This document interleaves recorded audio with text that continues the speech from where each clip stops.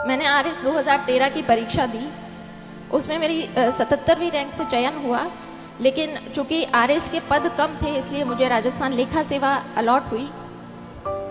मैंने दोबारा प्रयास किया और 2016 में मुझे प्रॉपर आरएस मिला। तो आज जब ये बच्चे किसी परीक्षा की तैयारी करने के लिए आए हैं तो एक पैटर्न होता है कि हमारा एक समूह बनता है, हमारा एक ग्रुप बनता है। मैं आप सभी लोगों से अनुरोध करूंगी कि अपने उस ग्रुप का चयन बहुत सोच समझ कर करें। जब मैंने प्रारंभिक परीक्षा अपने घर से तैयारी करके पास की, मेंस के लिए मैं जयपुर गई। वहाँ पर शुरुआती दिनों में कुछ मेरे ऐसे दोस्त थे जिनका हर वक्त यही कहना होता था कि भर्ती तो सिर्फ 700 पदों पर निकली है, हमारा नंबर कहाँ आएगा। हमसे पहले भी बहुत से बच्चे हैं जो तैयारी कर रहे हैं, हमारा नंबर कहाँ आएगा। तो मैं भी उन शुरुआती दिनों में काफ़ी नेगेटिविटी से घिर गई थी। फिर मैंने तय किया कि जब परीक्षा तो देनी ही है तो क्यों ना अपना समूह बदल लिया जाए। फिर मैंने 2 ऐसी लड़कियों का चुनाव किया जो मेरे ही बैकग्राउंड से थी। हमारा बस एक ही डिस्कशन रहता था कि भर्ती तो सैकड़ों पदों पर निकली है, हमें तो सिर्फ एक पद चाहिए। और आज हम तीनों लड़कियां आरएस अधिकारी हैं और वो जो ग्रुप जो नेगेटिविटी की बातें करते थे वो आज भी आरएस की परीक्षा दे रहे हैं। इसलिए आप पॉजिटिविटी बनाकर रखें। राजस्थान की एक प्रतिभाशाली आरएस अफसर का निधन प्राइवेट अस्पतालों में होने वाले इलाज की पोल खोलता है। आरोप जोधपुर के वसुंधरा अस्पताल में है। प्राइमा फेसी वहां इलाज होता है। इलाज के बाद आरएएस अधिकारी प्रियंका बिश्नोई 33 वर्ष जिनकी उम्र थी, उनकी तबीयत बिगड़ती है। परिजन आरोप लगाते हैं कि इस अस्पताल में उपचार में लापरवाही बरती गई। जोधपुर की एसीएम रह चुकी प्रियंका बिश्नोई की दुखद मौत हो जाती है। प्राइवेट अस्पतालों पे क्या राजस्थान की सरकार कार्रवाई करेगी? खास करके जो वसुंधरा अस्पताल जिस पे आरोप हैं उसके ऊपर बड़ा सवाल है, क्योंकि जब एक राजस्थान स्तर के अधिकारी के सेहत के साथ अगर खिलवाड़ हो सकता है तो आम आदमी का कहना क्या, बड़ा सवाल है। क्योंकि 15 दिन तक जिंदगी और मौत के बीच ये लड़की प्रियंका बिश्नोई लड़ी और अहमदाबाद के अस्पताल में उनका दुखद निधन हो गया। उनका करीब 20 दिन पहले जोधपुर के वसुंधरा अस्पताल में बच्चेदानी का ऑपरेशन किया गया था। उसके बाद उनकी तबीयत निरंतर बिगड़ती गई। महिलाओं में यह एक साधारण ऑपरेशन माना जाता है सीधे तौर पे। ऐसे में ज़्यादातर लोग प्राइवेट अस्पताल का रुख करते हैं कि साधारण सा ऑपरेशन है और छुट्टी मिल जाएगी, परिजनों को थोड़ी सहूलियत हो जाती है। सरकारी में थोड़ा रश ज़्यादा रहता है। तो तबीयत बिगड़ी, इसके बाद अहमदाबाद का सिम्स जो है वहाँ ले जाया गया। परिवार वालों ने डॉक्टरों पर इलाज में लापरवाही बरतने का आरोप लगाया। अब इसको लेके एक कमेटी भी गठित की गई है। क्या होगा? अगर हम सुने प्रियंका को कि कितनी प्रतिभा उनमें थी तो यह वीडियो आपको बताएगा। परिवारजनों से विचार विमर्श किया और तय किया कि बैंक की काफी भर्तियां खुली हुई है और मुझे बैंक का एग्जाम देना चाहिए। इस एग्जाम तैयारी के दौर में कास्ट सर्टिफिकेट के लिए मुझे फिर से उपखंड अधिकारी के कार्यालय में जाने का मौका मिला। उस दिन उनके कार्यालय के बाहर भीड़ को देखकर फिर से एक बार मुझे लगा कि इस पोस्ट के लिए मैं ट्राई कर सकती हूँ। घर आकर मैंने दबी आवाज में अपने पिता से पूछा कि उपखंड अधिकारी बनने के लिए मुझे क्या करना होगा। और उस वक्त ये प्रश्न पूछते वक्त मेरे पिता की आंखों में जो चमक थी वो चमक मेरे लिए मोटिवेशन बनी।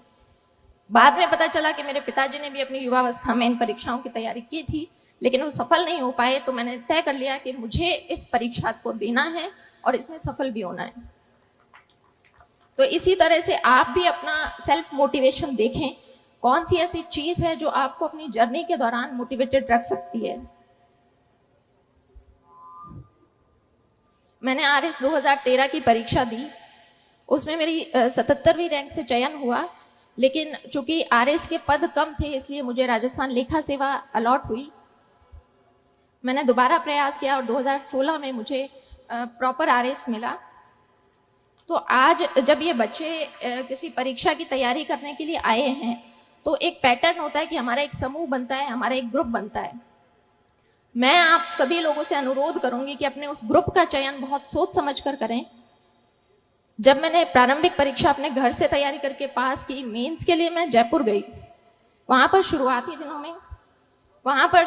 दिनों में कुछ मेरे ऐसे दोस्त थे जिनका हर वक्त यही कहना होता था कि भर्ती तो सिर्फ 700 पदों पर निकली है, हमारा नंबर कहाँ आएगा।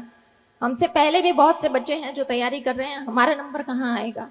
तो मैं भी उन शुरुआती दिनों में काफ़ी नेगेटिविटी से घिर गई थी।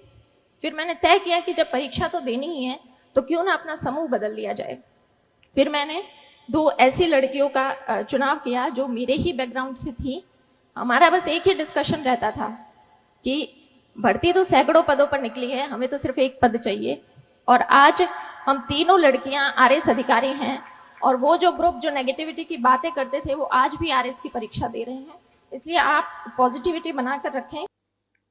तो 2016 बैच की राजस्थान प्रशासनिक सेवा की अधिकारी प्रियंका नगर निगम की उपायुक्त रहीं, और उनकी जब तबीयत बिगड़ी तो एक साधारण ऑपरेशन बताते हुए उनका ऑपरेशन किया गया, और उसके बाद उनकी तबीयत लगातार बिगड़ती गई।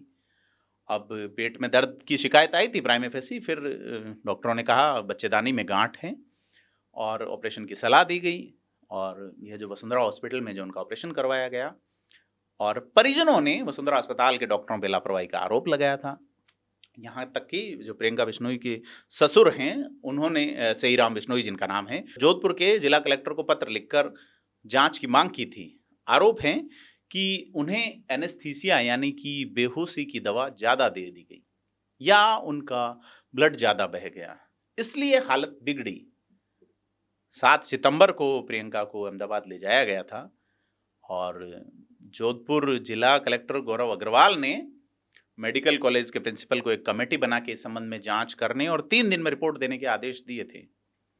और प्रिंसिपल डॉक्टर भारती सारस्वत ने बताया कि जांच कमेटी गठित कर दी गई है और गुरुवार से जांच शुरू होने वाली थी, लेकिन इसी बीच प्रियंका का निधन हो गया, और इसको लेके तमाम प्रशासनिक जो अधिकारी हैं उनमें शोक का माहौल है, और मांग की जा रही है कि प्रभावी कार्रवाई हो, प्रभावी जांच हो।